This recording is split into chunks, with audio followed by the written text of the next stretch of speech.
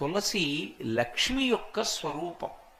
తులసి ఈ భూమి మీద పుట్టినటువంటిది మొట్టమొదట ఎక్కడి నుంచి పుట్టింది అంటే బీజము నుంచి వచ్చింది కాదు తులసి చెట్టు. తులసి చెట్టు గింజల్లోంచి రాలేదు.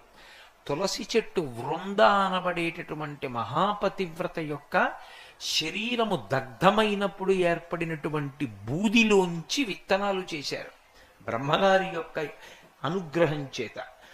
ఆ విత్తనములను చల్లితే అందులోంచి తులసి పుట్టింది. అందుకే అసలు తులసి కారణజన్మురాలు, లక్ష్మియే తులసిగా వచ్చింది. తులసికి ఒక్కదానికే ఒక లక్షణం ఉంది లోకంలో. తులసి సమస్త పాపములను హరిస్తుంది. ఎందుచేత హరిస్తుంది అంటే దాని గురించి పురాణంలో ఒక మాట ఉంది. యన్మూలే సర్వతీర్థాని యన్మధ్యే సర్వదేవతై యదశ్రీ సర్వవేదేషు